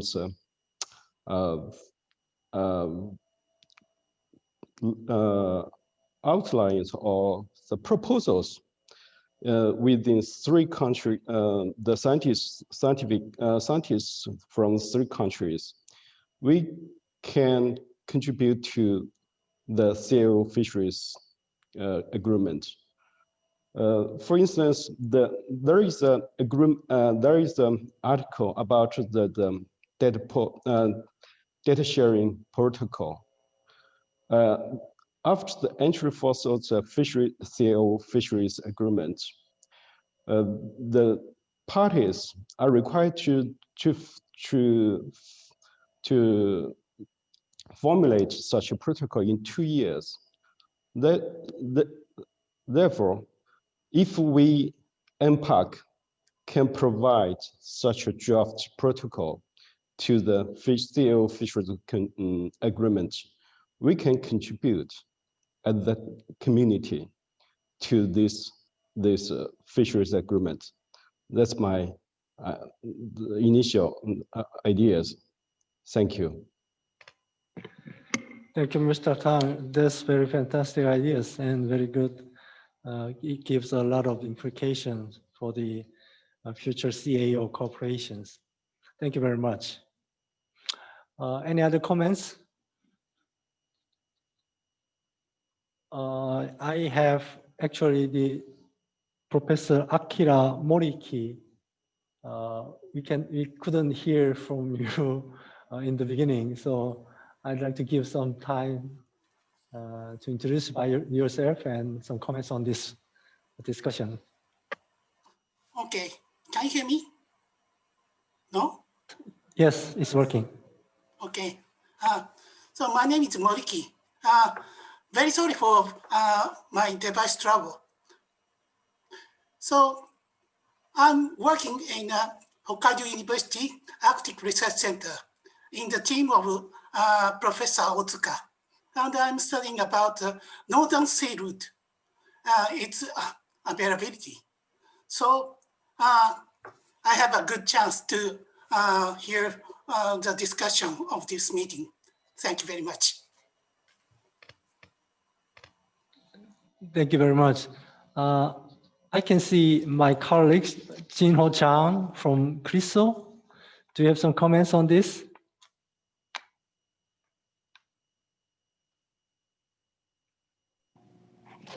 Yes, I'm Jinho Jang from Korea Research Institute of Ships and Ocean Engineering. I'm very happy that this seminar has provided us various views and ideas about Arctic and our future cooperation. Thank you very much. Okay, thank you. Thank you. We already have 25 minutes more as we scheduled. So thank you very much for your all comments and contributions to this 2020 MPARC seminars. I think it's time to close our discussion and all the process of the MPARC this year. Before that, I'd like to mention the comments to all the participants. My sincere thanks for your contributions. Our discussions today I think it was very useful and fruitful. So we will summarize the discussions points and we will circulate it to all the members of the community in coming 2 or 3 weeks, within 3 weeks. So then you can comment on our discussion point. And if you agree on some points, please let us know. Then we will proceed more in details for the future MPARC meeting.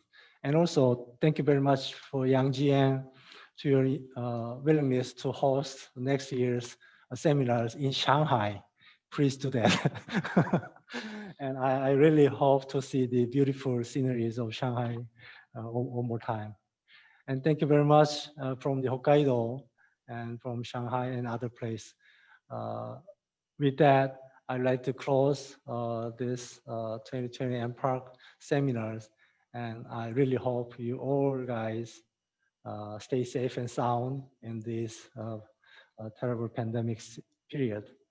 Thank you very much for all the support and help and contribution. Thank you very much.